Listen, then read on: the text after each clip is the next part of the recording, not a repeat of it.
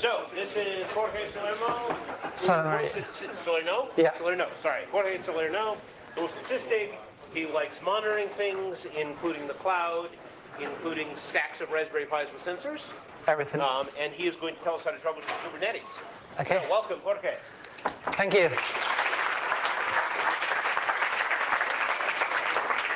Okay, so today it's been an intensive day for me. This is my third talk.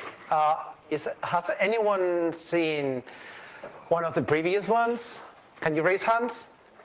Oh, cool. So, you know SysDig. I've shown this slide before. If you're here, it's probably because you are running Kubernetes or you're planning to do so. And until we got things like containers, Kubernetes, when we had to troubleshoot and find out what was wrong, what was broken on our servers, we used to use tools like that. But then when containers came around, things stopped working. Basically, those tools, they were not aware of namespaces, of tgrepps. We had to tweak them. They were not working as good as they were working before. And actually, this is a real problem. I have included here an issue on Kubernetes GitHub project, and someone trying to troubleshoot, and the answer of the developers is, well, you know, like try to run bash, loop over there, do some prints, see if somehow you can get visibility of what's going on inside of the containers. We love containers for multiple reasons. Probably 4 ones to mention is that they are simple, they are small most of the times, not always. They are isolated from a security point of view, that's nice. They have less dependencies, we ship everything, we don't have to deal with messing things around. But they are black boxes. We cannot see what's happening inside as we used to do before. Or we have to break these things and install the troubleshooting tools inside, which is not the desired or the best option. That's what we are trying to fix with SysDig. SysDig, it's like a combination of all those tools you were using before to troubleshoot your servers, HSTOP, VMstat, NetStat, all of them, all together in one single tool, available as open source. We also have a commercial product, but that's not for today. And what we do differently is 2 things. It's twofold. On one side, we are able to give complete visibility of everything that's happening inside of the containers. We have managed to do that, instrumenting the kernel. We install a kernel module that basically, it does capture all the system calls. We copy them into a ring buffer, and then we let user space process to pick the data from that buffer, and suddenly we have everything to a user space where we are more comfortable mangling things around, grouping and segmenting and everything. So yeah, we install the kernel module, the agent, this kernel module captures everything. We move that into the user space, can either be a daemon or we can even run inside of a privileged container because we need to do an insmod to install that kernel module. That kernel module builds dynamically using the KMS if we don't have a binary. SysDig is included in the distribution that you are probably using. If you're using Apple, we can still open the capture files, but we cannot capture in Apple. Yeah, and we dump everything into a file.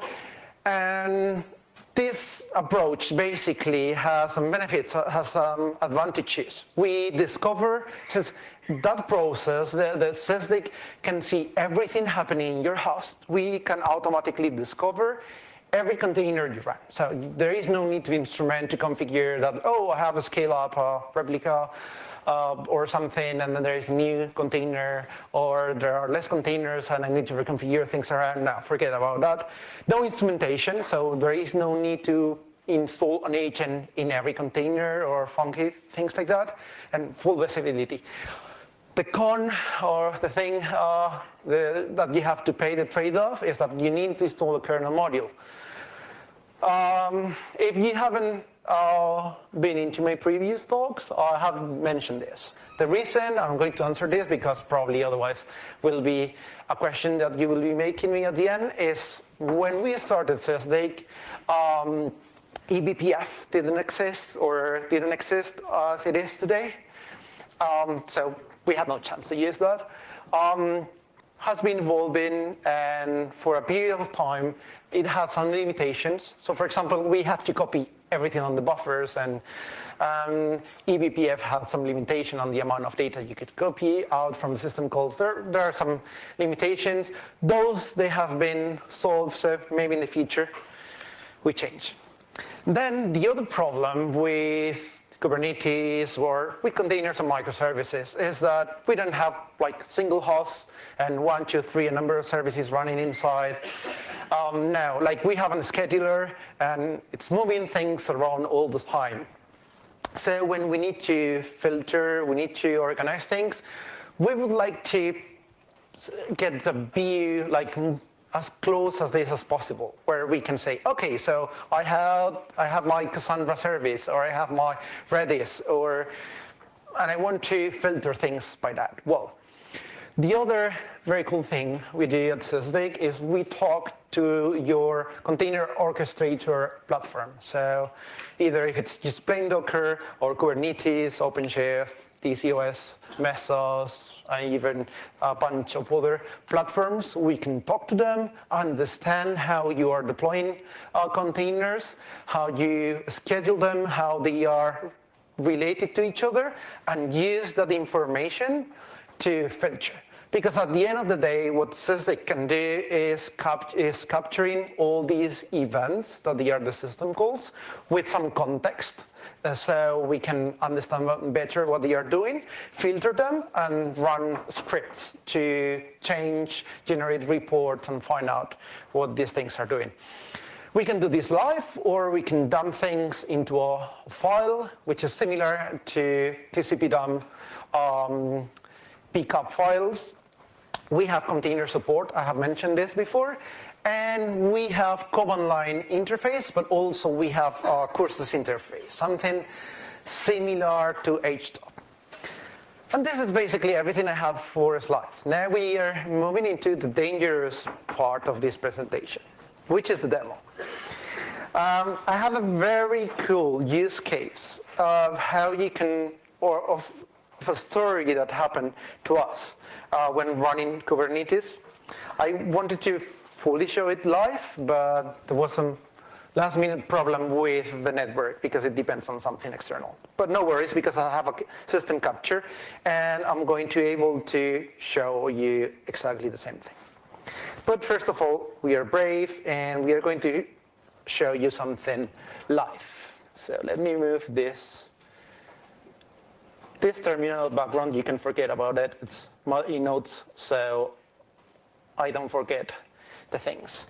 So basically, I have here a Kubernetes instance. It's running different containers. I install everything, just pulling the different Docker containers.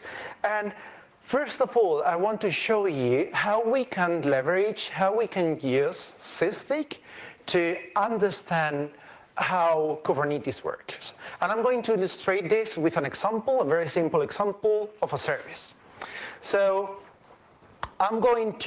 first thing I'm going to do, I'm going to create namespace, which is a critical app. Very, very, very critical. That's why I'm running it on Kubernetes. Then, inside of this namespace, I have a service with a deployment, and I'll be deploying 3 replicas of an Nginx container. Simple as that. So let me deploy that. And let's see. Okay, it was catch. So that's running already. Cool. So one of the things it's very interesting, or that Kubernetes does for us is managing the load balancer. I'm not going to discover anything new for you. So we deploy a service. Kubernetes places a load balancer in front and distributes the traffic between the number of containers we have there. There are multiple or different strategies.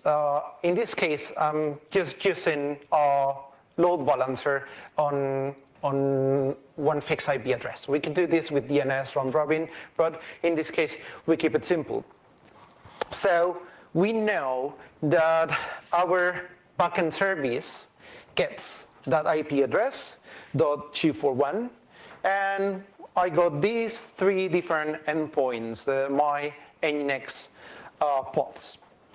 What I'm going to do now is to launch one client just with curl, and I leave that on the background, and I'll open a new shell so we can follow up.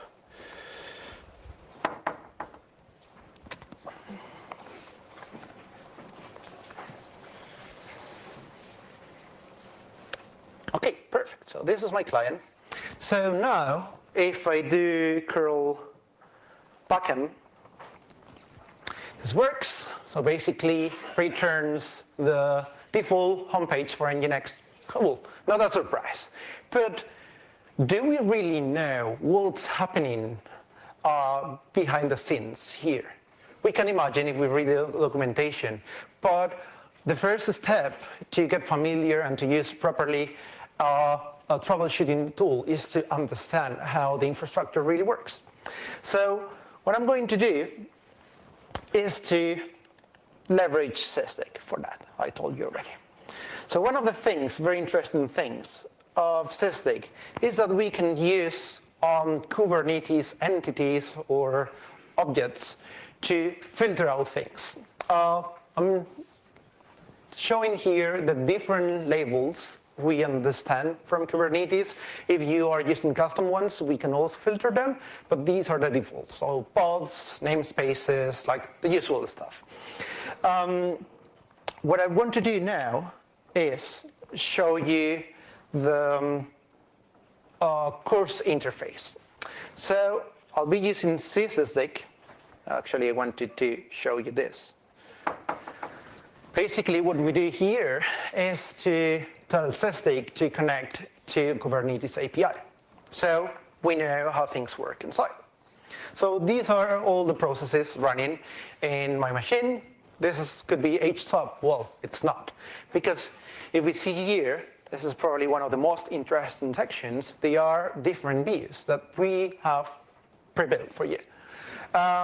I showed some of them before, talks like using tracers or using this for security. But if you have a look at it here, we have pre-built views for different orchestration tools. In this case, we will focus on Kubernetes. So if I click here, I'm going to be able to see the different namespaces I got. So I have my critical app and also kube system, which is the internal namespace. Well, let me stop here. Oh, I did close this. I could get this with using kubectl. What is interesting here is that I'm able to show you some metrics, CPU, memory, file, network, aggregated by that information. So I could see what was the memory usage for the namespace or the network usage. In the same way I do this for namespaces, I can do for deployments with my backend deployment or for services. And what's interesting is that this is like a tree. There is a hierarchy here. So if I go into my backend and I hit enter, automatically I go to the level underneath and I see all the pods that they are running inside of that service. All the time I'm showing the metrics. And if you pay attention here on filter, I can see the filter that SysDig is applying. So this very same filter can be applied on the command line.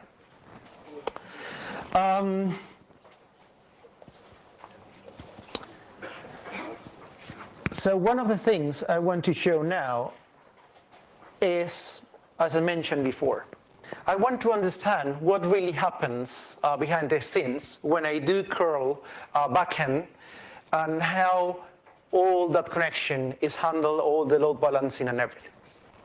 So what I'm going to do is to open CSSDIC with a few filters. In this case, I'm using the command line interface. So -K for the Kubernetes API. Then I'm using event type open to see open syscalls on files. And then I want to see every file that it's in /etc. And also I want to see everything that's in the client path. So if I go back here and I do curl backend, automatically I see all the files that they were open in my client container under /etc. Remember, I'm able to see this from outside, okay? SysDIC is running on my host in this case. Okay, that's cool. I can see, yeah, the different open parameters and everything, but I'm curious and I would like to know what it's actually that I'm reading for those files. And in this case, what I can do is to leverage on SysDIC chisels. SysDIC chisels are some Lua scripts we got that we feed all the system calls, all the events, and all the related information. And with those Lua scripts, we can reformat the information, aggregate it, manipulate it, and, for example, generate a report or format the output. So I'm going to do C echo FDS. This is the right command. Let me double check. Now I was doing spy file. Well, would be the same thing. Okay, so if I run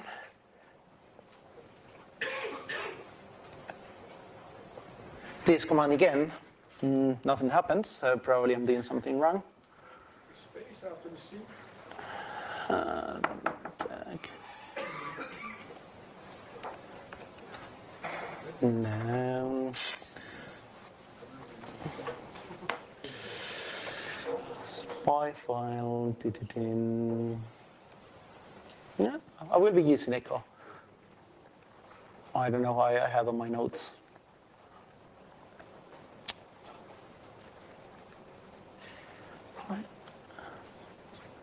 What's wrong?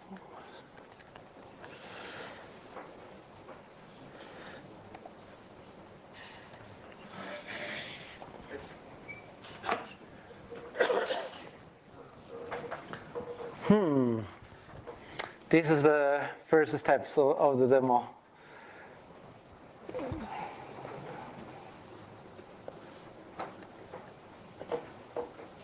Remove the Kubernetes filter maybe.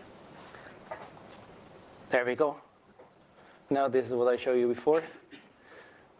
Well, otherwise I will move into the next command I wanted to show you.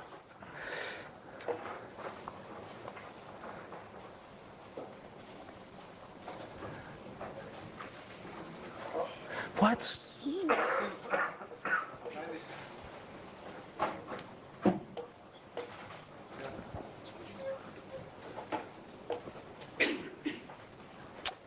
Anyway, I'm not messing with this. The other thing I wanted to show you, spy file, that should be working. If I use this other chisel, and now it's working. I don't know, it was stupid. I can see exactly what I was reading. Okay, it's very similar to the echo FDS. So when I did open NS switch, so I did curl. So curl tried to resolve that name. So open NS switch. I read that file. Then I open host.conf, then I open resolve.conf, then I read hosts. And with all that information, I didn't read anything else under /etc. So this is a nice way to see what my application is actually reading from those files, because they could be changing automatically or things like that. Another use case of chisels. Another example I wanted to show you is spy users. Spy users is a chisel that will print everything I execute. So simple as that. Come here, execute again, and I can see how the root user executed that command. So these are the kind of things are going to be very convenient to troubleshoot your Kubernetes when you have an issue. That's an example before we move to someone else. I'm using HTTP log, so guess what? It's going to decode system calls writing into sockets, will decode the HTTP protocol, and will show me here the request, including HTTP method or return a response code, latency, things like that. So this is very interesting, but still, I would like to know everything that's happening. So, and I mentioned before, I'm not copying everything.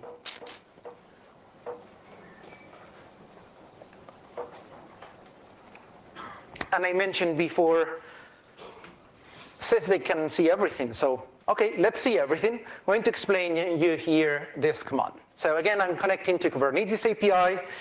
I'm using PK that's printing from which container is that event coming from.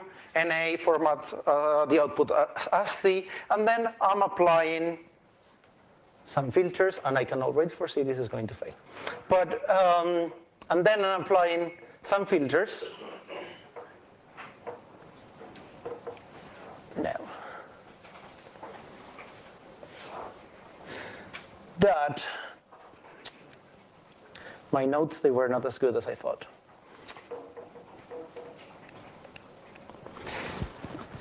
Oh, that should be okay. I'm filtering all the traffic that's network traffic with FD type, so file descriptors that they are actually IPv4 or IPv sockets. And then I'm using some Kubernetes filters saying, okay, everything on the namespace critical up, or that it's SkyDNS, which is the resolver I'm using. So if I run my command, I can see everything that was executed. So let me show you from the beginning. This is a bit complicated, but we'll go through it. So I'm just going to highlight the most important parts, okay? So we get the socket. First thing, we see that this is going to port 53, so it's the DNS resolution. And the DNS resolution goes into my DNS server, because we can see the IP there. But then, and we see that it's coming from curl. Then we see that the next message is actually coming from a SkyDNS. We read from the socket, but we open a new connection to this guy on port 4001. So we know that that guy is etcd. And what we do there is etcd REST request with this URL, trying to find out what's the IP address associated with that domain name. We do that, we get the reply over here. I'm not going to get into the details. Let me find, there we go. You see there, JSON reply with the IP address there. Then that goes back to SkyDNS. SkyDNS sends a DNS response, and then we see curl here that it got the IP address where we need to connect to. One very interesting thing, actually I don't want to miss, is what is this 241? So if we go back to my Kubernetes, kubectl, no, this is not here.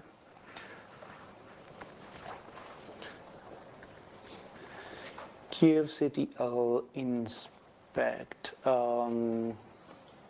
backend.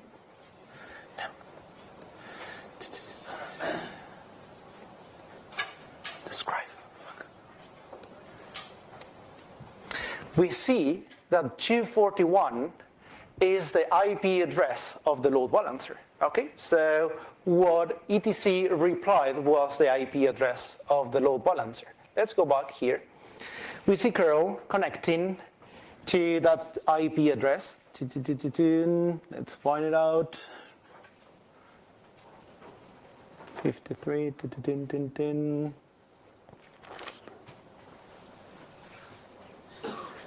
There we go. So, or should we even?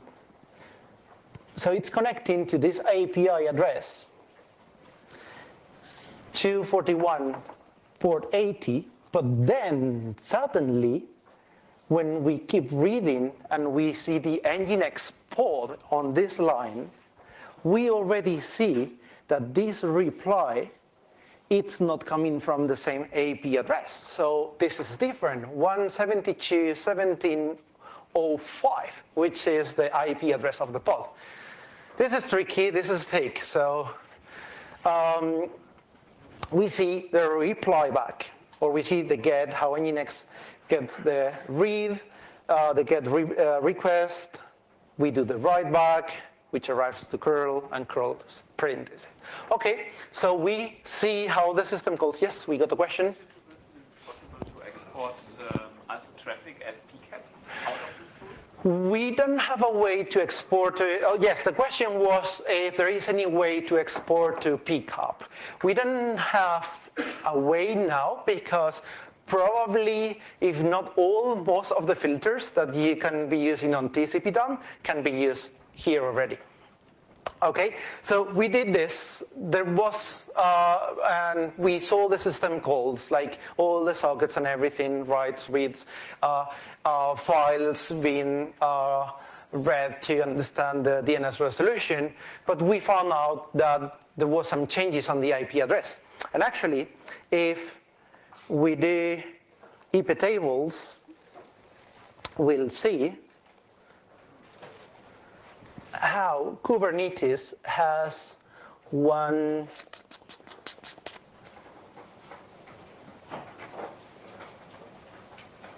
I am in the right place. Yes.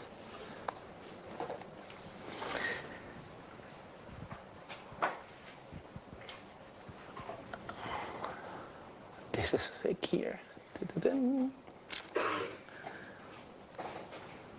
We have one place, kube services, where all the traffic that goes into the backend service, because the screen is too small, cannot be seen properly. But we will, if we read this carefully, we will see how Kubernetes creates a chain on IP tables that all the traffic that goes into the that IP address is split in 3 different chains with some probability deterministic module to load balance between the different containers, different pods, and the traffic goes to a different IP address.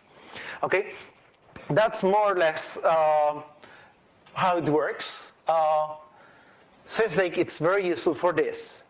And if we have some more time, I got something else prepared, which is one issue I experimented. And we have 45 minutes, right? So we have 10 minutes more. Okay, perfect. So this is live. This is very helpful to understand what Kubernetes is doing behind the scenes. But actually, the title of this talk was how we can troubleshoot Kubernetes. And as I said before, I wanted to do this live, but there are some network external dependencies. So instead, I'm bringing a capture file of an issue that happened to us. And we were running exactly the same scenario, but curl, instead of returning immediately, it was taking close to 10 seconds, waiting there hanging, and then it was working. So what is the worst thing that can happen to us as operators of an infrastructure?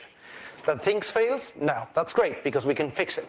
Worst thing that can happen is that things work very slowly and we don't know why. So I took a capture of that scenario and I'm going to show you how we found the problem using Sysdig. So I'm moving back.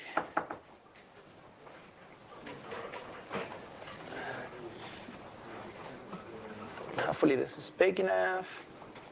And what I'm going to do here is, again, open, I think you're going to hate syscalls after this talk. Open a capture file, and again, include IPv4 and IPv6 sockets, and filter by, again, my critical app on SkyDNS. And what it's very interesting here, and as you see this is going, can you still see this? Because this is very slow. Well, it's very interesting here. I'm going to go quickly. It's similar to what we saw before. We are going to see curl trying to resolve a host name. We'll go to etcd.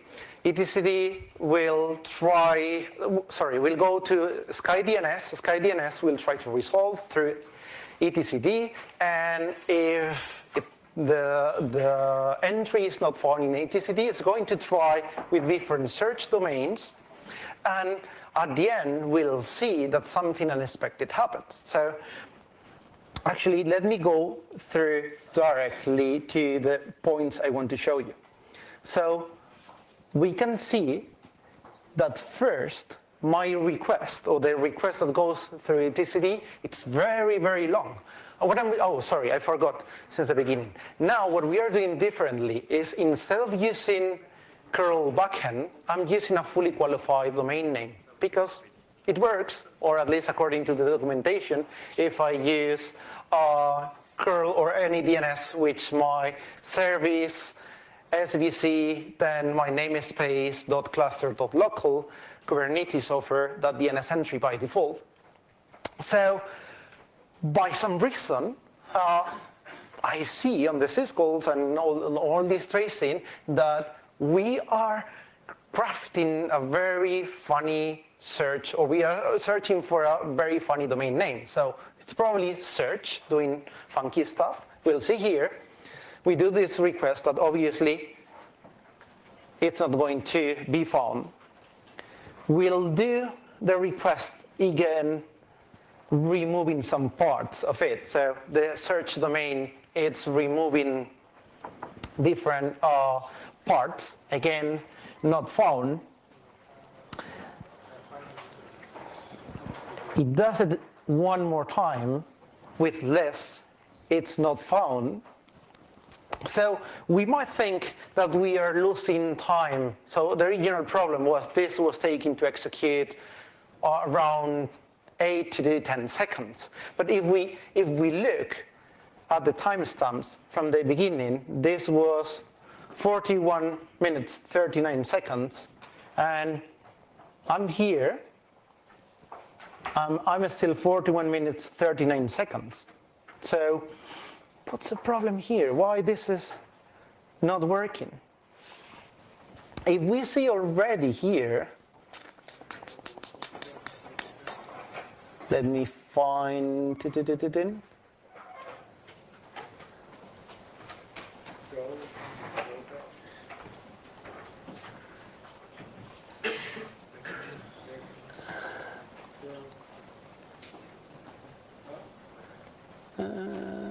shit.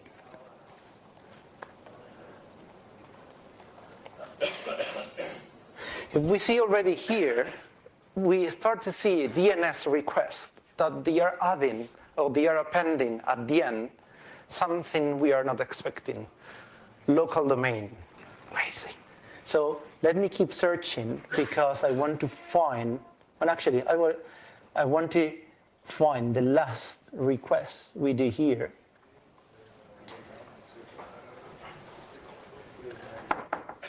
You see, I'm trying to do a local domain. Oh, I'm already at the end. and this is not working. So that's crazy. So what happened? What it's happening here is that, let's start to look at the timestamp on the left. So we go faster. 41, 47, 41, 43. So what happened in between? Oh, I lost it. 44, 47. So what's happening in here? Look what we can see here. So what's happening is that the Sky DNS is going to etcd, is trying to get, the DNS request is going to Sky DNS. Sky DNS identifies this request with a local domain appended at the end, and Sky DNS says, whoa, this is a domain I don't have in Kubernetes. So this must be some external domain. So let's send this out to my upstream DNS server.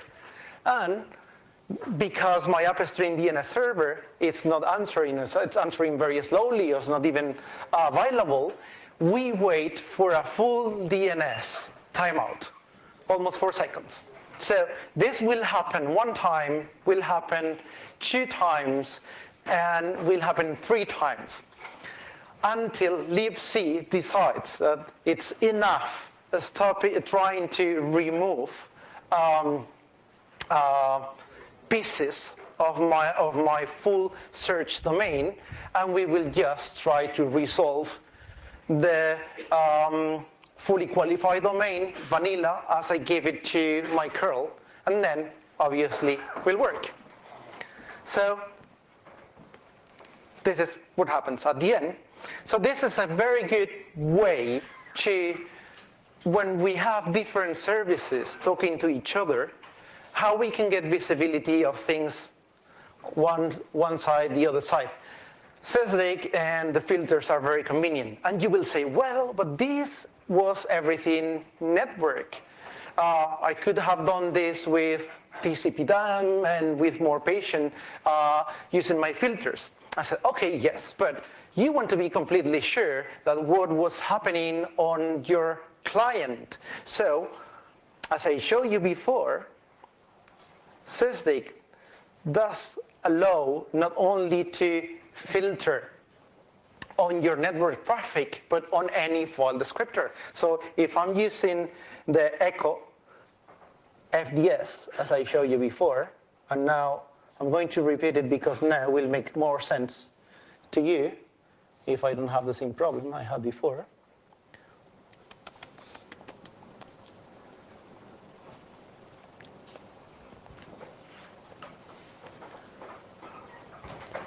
So I can see that there was something appended at the end, which was local domain, that at the end we found out because it was being executed in a developer machine, and the developer had a local domain added by probably some network manager crap or who knows, and that was going or was being transmitted into Kubernetes, and Kubernetes was creating the Docker containers with that search domain appended to it. And how you can be sure that this is happening? Well, again, we know that we can use Sysdig to understand how Kubernetes is instructing Docker to create the containers. So I'm not going to use local domain here because this is not live on my example, but I'm going to use just search. So if I run similar command to the one before, but this time I'm filtering on Unix sockets. And if I try to launch a new container, I'll see how Kubernetes is using the Docker API on a Unix socket to tell Docker how you need to create this container according to the pod description. So I'm going to run this. And now I'm going to create a different container, different name, there we go, a foobar container.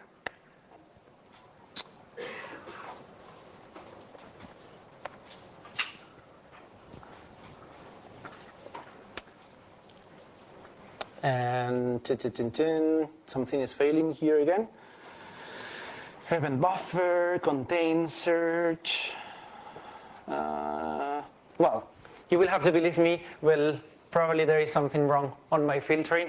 I want to keep the last 5 minutes for questions. But yeah, this is the idea.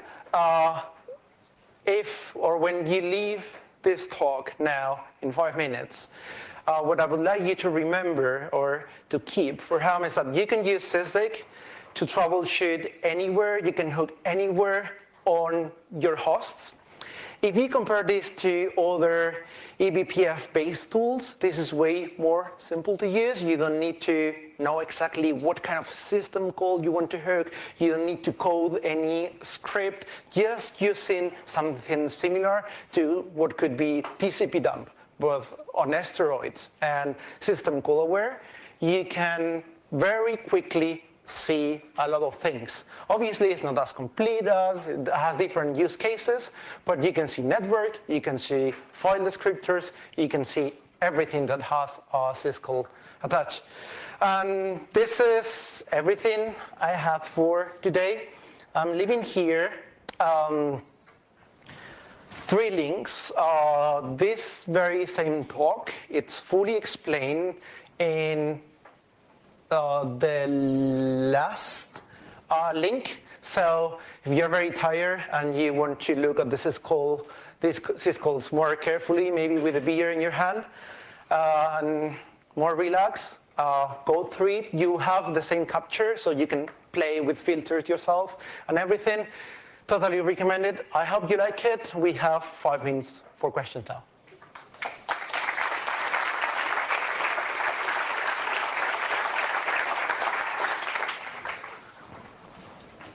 How would I run it on an other system like DCOS?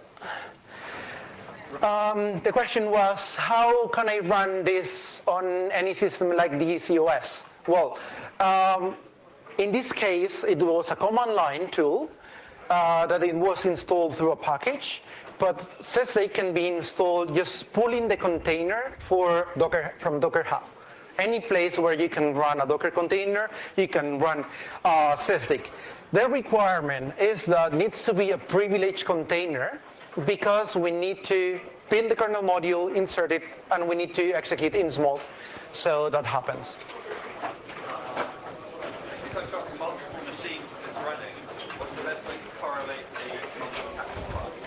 the The question was, when I have a multiple machines scenario, how can I correlate the events or the system calls between all of them? At the moment, there is no tool to merge the different capture files. Yes, we have the commercial tool that does something similar to run on multiple hosts. It shouldn't be very difficult. In the same way we have tools to merge 2 pcap files together, you could write a very simple tool to merge this and then open. The only thing to take into account is that these files, they tend to grow very, very quickly. Remember that they store all the system calls with all the IO buffers, everything being executed on your machine. So just a few seconds on a production server can be a few gigabytes. So you need to be careful with filters to keep only the information you are interested in. Well, if you have more questions, send me a tweet message or anything. Be happy to answer. Thank you.